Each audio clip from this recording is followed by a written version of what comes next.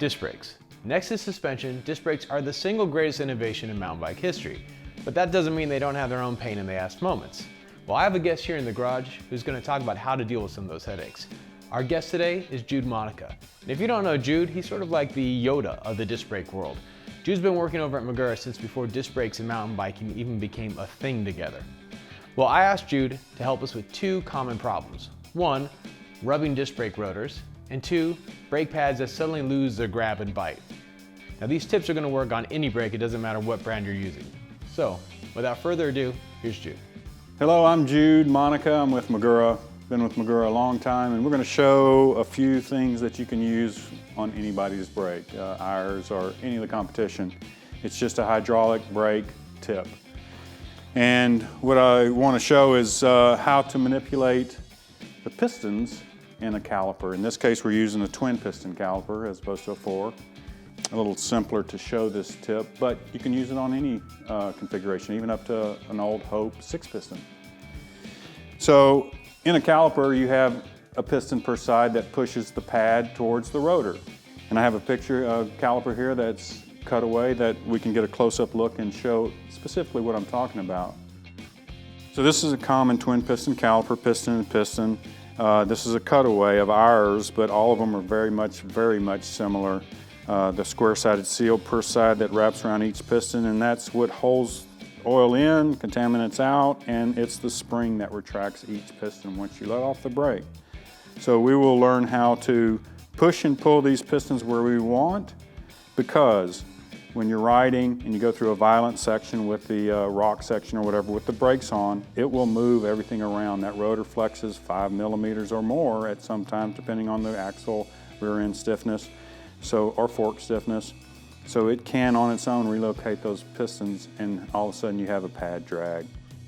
We can easily deal with that without removing the caliper, without loosening the caliper and relocating it. We can manipulate those pistons in that caliper easily, and I'll show you how.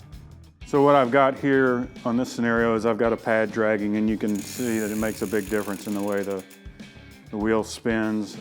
In this case, we'll assume that it was through riding. And we have this pad, I've identified this pad's touching, so the skewer side.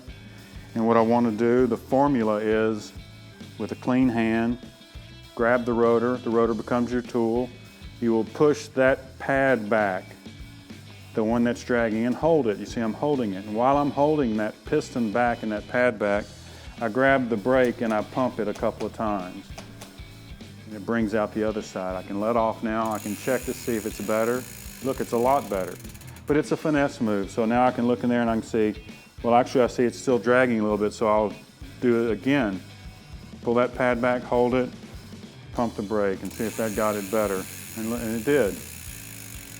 So it's a finesse move, there's no science to it, and you have the ability to push and pull each piston and relocate them where you want without loosening the bolts, finagling the caliper in a new position, and you're done.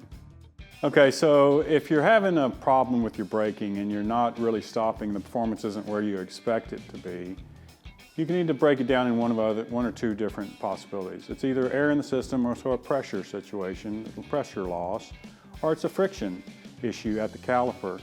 If you're stopped, not riding, and you pull the brake lever and it engages at its normal position, then you can assume it's not air in the system, it's not a pressure problem. Look at the caliper, pull a pad, look at the pad face. If it's glazed or shiny, it's more than likely what your problem is, because there's no friction happening here or too little. So there's an easy fix. You need to pull the pads to look at them. You'll have them out.